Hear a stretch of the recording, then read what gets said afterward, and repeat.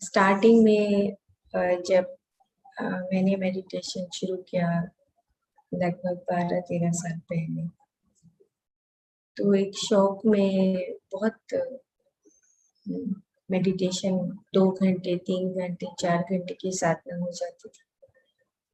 और 4 घंटे की जब साधना होती है तो आप कुछ हफ्तों में ही अपने बारे में जान जाते हो। वो बहुत सारे अनुभव लगभग 15 दिन के अंदर ही मैं जानने लगी कि मैं कौन हूँ, कहाँ से आई हूँ। अनेक लोगों की यात्रा करके पता लगा कि पूरे जन्मों में मैं कौन रही, किस तरह की यात्रा रही। तो इस प्रकार से अगर हम ध्यान साधना को लगातार बढ़ाते रहते हैं और लगभग हफ्ते में 1 दिन 2 दिन तो हमें जरूर से जरूर अखंड ध्यान करना चाहिए। 2 घंटे ध्यान, 3 घंटे ध्यान, और कभी कभी 10 दिन तक का भी हमें प्लान करना चाहिए। कंटिन्यूसली मॉर्निंग में 3 से 6 का अखंड ध्यान बहुत अच्छा रहता है। ध्यान साधना से ही हम अपने स्व अनुभवों से ही सीख सकते हैं। जितना हम पुस्तक में पढ़ते हैं उससे कहीं कहीं ज्यादा हमारे स्व अनुभवों से हम सीखते हैं।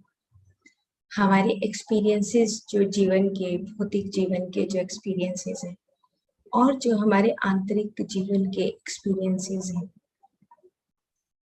तो हमारी पढ़ाई स्वाध्याय बाद में आता है, उससे पहले हमारा स्व अनुभव आता है। और जब हम स्व अनुभव करते हैं तभी हम जो हमारी स्पिरिचुअल बुक्स है, वो जो स्पिरिचुअल बुक्स है वो मास्टर्स अलाउ करते हैं। तो मास्टर्स जब अलाउ करते हैं तो पुस्तक फटाफट पढ़ी जाती है। अदरवाइज हम उसी में लगे रहते हैं और वो पुस्तक हम पढ़ नहीं सकते जब तक मास्टर्स अलाउ नहीं करते। तो ध्यान साधना मॉर्निंग में करना 3 से 6 का, ऐसे तो हम कभी भी कर सकते हैं, लेकिन 3 से 6 का जो टाइम है वो वंडरफुल टाइम है।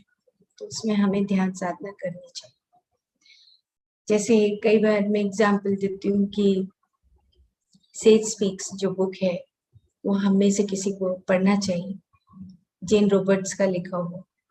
तो जो सेज स्पीक्स बुक है वो वेरी वेरी हायर लेवल का बुक है, और उसको समझने के लिए हमें उस लेवल तक पहुंचना पड़ता है कि आप प्योर कॉन्शियसनेस जब बन जाते हैं तब आपको बुक का मास्टर जो है सेठ अलाउ करते हैं कि हाँ अब तुम इस बुक को पढ़ सकते हो। तो इस प्रकार से जितना हम कॉन्टिन्यूसली पढ़ते चले जाते हैं और कॉन्टिन्यूसली हम ध्यान साधना साथ में पैरेलल करते जाते हैं, और तीसरा हम आपस में एक दूसरे से शेयरिंग करते हैं, तो ये तीनों चीजें फिर साथ में ट्रेवल करने लगती है, समझ आने लगती है। जैसे क्वेश्चन आंसर सेशन होता है तो हम पूछते हैं कि मेरे को ये दिखाई दिया या मैंने ऐसे ट्रेवल किया, मैं एक प्लैनेट के ऊपर गई। तो इस प्रकार से जो ये अनुभव है तो दूसरे जो सुन रहा है हो सकता है वो नेक्स्ट डे ट्रेवल कर जाए। तो इससे सुनने से हमारे अनुभव जो है स्ट्रॉन्ग होते हैं। तो चलिए इसी बात को आगे भगवान कृष्ण अर्जुन को क्या कहते हैं ये सुन लेते हैं। वो भी यही बात बता रहे हैं, आप अर्जुन को क्या सिखाते हैं ये बात अब हम आगे जानते हैं। तो वो कहते हैं कि ज्ञान से बढ़कर कुछ भी नहीं, ज्ञान से बढ़कर कुछ भी नहीं।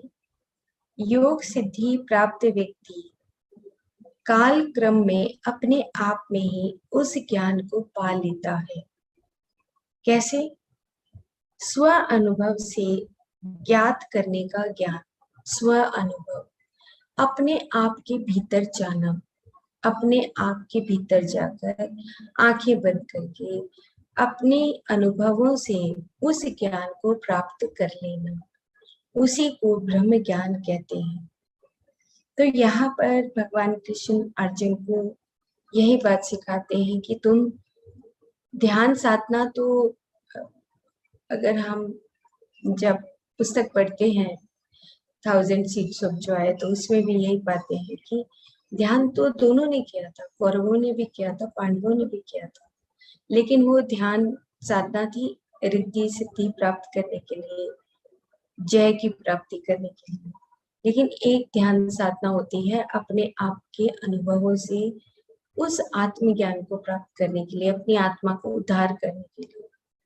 तो वो यही बात यहाँ पर बहुत सूक्ष्मता से समझा रहे हैं कि स्व अनुभव से ज्ञात करने का ज्ञान अज्ञानता को दूर कर हमारे यथार्थ स्वरूप को, ये एक बहुत बड़ा शब्द है यथार्थ।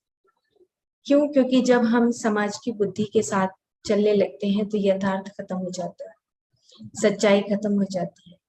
हम समाज की बुद्धि के साथ चलने लगते हैं, समाज ऐसे कहता है, समाज ऐसे कहता है, समाज ने कहा ये धर्म होता है, समाज ने कहा ये पंथ होता है, समाज ने कहा ये समुदाय होता है। जो समाज कहता है उससे हम यथार्थ से दूर हो जाते हैं। ये श्लोक बहुत इंपॉर्टेंट है। सिर्फ इसी बात को अगर हम एक श्लोक समझते हैं कि अज्ञानता को दूर करके हमारे यथार्थ स्वरूप को हम पहचाने। अज्ञानता कौन सी अज्ञानता? हम जो इग्नोरेंस में ओके, वो अज्ञानता की बात नहीं की है। यहाँ पर अज्ञानता की बात की है कि जब हम समाज की बुद्धि के साथ, संग बुद्धि के साथ चलने लगते हैं, संग बुद्धि के साथ चलने से हमारा यथार्थ, हमारा सत्य दूर हो जाता है। तो वो ये बात यहाँ पर समझा रहे हैं कि फिर क्या करेंगे, यथार्थ को कैसे पाएंगे? यथार्थ को पाएंगे आपके स्व अनुभवों से, स्व अनुभवों से प्राप्त करने का ज्ञान। यह हमारे स्व प्रयत्न द्वारा ही, हमारी साधना द्वारा ही सिद्ध होता है। दो बातें करती कि स्व अनुभव, स्व प्रयत्न, कि आप अपने आप ही प्रयास करेंगे। जैसे अब हम सबको एक इंटरेस्ट आ रहा है कि हम मॉर्निंग में उठ के ध्यान करें, हमें इंटरेस्ट आता है कि हम अखंड ध्यान करें, हमें इंटरेस्ट आता है कि हम स्वाध्याय करें। तो यहाँ पर उन्होंने कहा कि इस विषय में गुरु केवल सहायक के रूप में हमारे काम आते हैं। तो गुरु केवल सहायक के रूप में काम आते हैं, काम तो तुम्हें खुद करना पड़ेगा, स्व प्रयत्न करना पड़ेगा, स्व अनुभव करना पड़ेगा। गुरु तो सिर्फ तुम्हें बताते हैं, सहायक के रूप में होते हैं, एक रोशनी के रूप में होते हैं।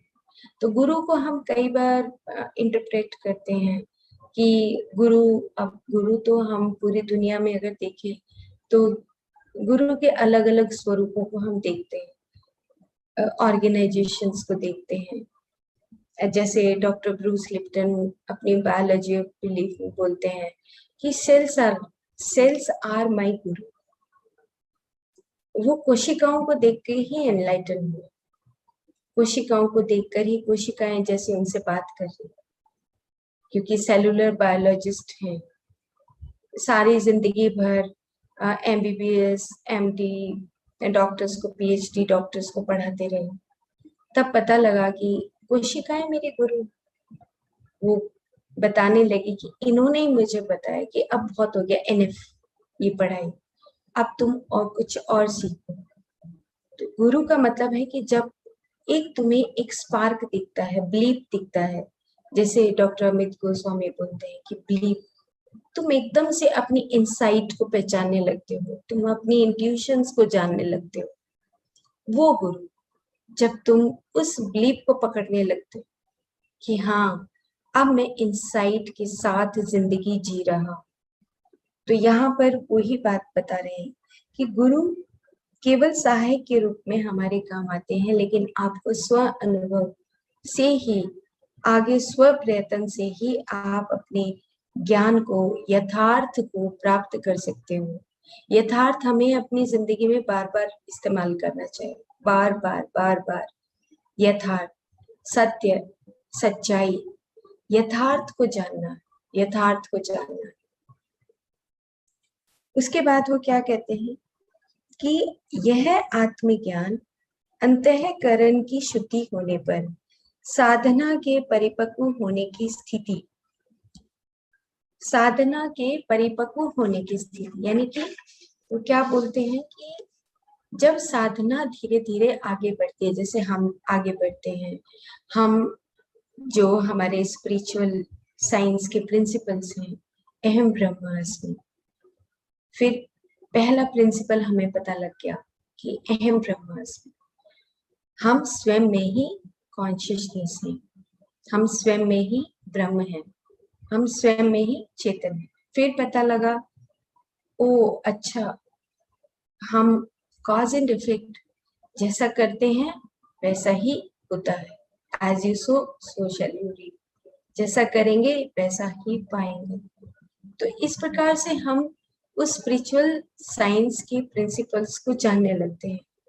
अच्छा, पुरोगमन कि अगर हम ध्यान में नहीं आते तो भी आत्मा विस्तार करती है, तो हमें पता लगता है कि जो दूसरे व्यक्ति हैं जो ध्यान में नहीं आते, हमें उनका भी रिस्पेक्ट करना है, मुदिता, रिस्पेक्ट करना एक दूसरे की, कभी किसी को जजमेंट नहीं देना कि वो बेकार है। तो ये जब हम धीरे धीरे उन साधना के क्रम में हम आगे बढ़ते हैं, तब आप आत्मज्ञान को प्राप्त करने लगते हैं। फिर वो बोलते हैं अभी के अभी, तुरंत, आज प्रारंभ करने पर आज ही उसका प्रतिफल नहीं मिल जाता कि आज तुमने बीज बोया और आज ही फसल उग गई और आज ही तुमने काट दिया, ऐसा नहीं। अपने अनुभवों के क्रम से आगे बढ़ते हुए आत्मज्ञान को जान लेना, यथार्थ को जान लेना, और बीज के अंकुर फूटने पर, वृक्ष के रूप में परिवर्तित होने पर, उस कच्चे फल के आने पर, कच्चे फल को पककर फल बनने तक कर्मानुगत प्रक्रिया है। मतलब कि कॉन्टिन्यूसली आपका जो सोल ग्रोथ है वो होता ही रहता है, इसमें समय तो लगता ही है। अब ये बात यहाँ पर बताते हैं। आप देखिए, आप एक अनुभव कीजिए अपनी जिंदगी में, आपके घर में कोई पेड़ हो तो फल लगता हो, तो जब फल लगता है तो सबसे पहले जब छोटा सा फल लगता है, जैसे आंबी, अगर मान लो आप आंबी को ही, तो टूट के नीचे गिरती है, तो छोटी सी आंबी टूट के गिरेगी, अगर हवा चलती है तो कैसा होता है उसका टेस्ट? उसका टेस्ट होता है बिल्कुल ऐसे कड़वा होता है। उसके बाद धीरे धीरे वो और बढ़ती है। तो आयुर्वेद में बोला गया है मधुर अमल लवण कटु तिक्त कषाय, हर फल 6 रसों से परिपूर्ण होता है। तो पहले वो कड़वा होता है, कसैला होता है, तीखा होता है, फिर धीरे धीरे अपने स्वरूप में आता है, और धीरे धीरे जैसे अब आम इतना मीठा होता है लेकिन मधुर रस लास्ट में आया। इसी प्रकार से अगर हम लौंग देखें तो लौंग का क्या होता है, लौंग तिक्त होता है, तीखा होता है, लास्ट में तीखापन आता है। तो परिपक्व होना, साधना में परिपक्व होना, तो हम जब साधना में परिपक्व होते हैं तब हम ज्ञान और उस यथार्थ को जान पाते हैं। तो इसीलिए बताया कि जो समय है, समय ही साधना है। तो ये श्लोक यहाँ पर हम खत्म करते हैं और समापन करते हैं कि जो समय है वो ही साधना है। इसको हम इस प्रकार से भी देख सकते हैं कि जो हमारे चारों तरफ, अब हमारा काम है एक्सपेरिमेंट करना, जानना। जैसे जब बुद्धा बोलते हैं आपो दीपो भव, एक्सपेरिमेंट ऑन योरसेल्फ, अपना दिया खुद जलाएं, बाहर जाएं, नेचर में जाएं, देखें, आसमान को देखें, पौधों को देखें, पेड़ों को देखें, पक्षियों को उड़ते हुए देखें, उनके आवाजों को सुने। सारे शरीरों की यात्रा करने के लिए आपको अपनी आंखों के सामने जो दर्शन हो रहे हैं, उन दर्शनों से भी हम बहुत कुछ सीखते हैं। सृष्टि के अंदर जो तत्व है उस तत्व का ज्ञान हमें होने लगता है। तो ये जो समय है और साधना, ये क्रमानुगत क्रम से चलती रहती है और हम ध्यान साधना में आगे बढ़ते रहते हैं। तो इसीलिए माय डियर फ्रेंड्स, नेचर के साथ रहना, खाना भी खाते हैं, अन्न को खाते हुए भी पीछे तक चले जाएं कि गेहूं आया है, कैसे ये बना है, कैसे धरती ने इसको इतने सारे स्वरूपों में हमारे साथ भेजा है।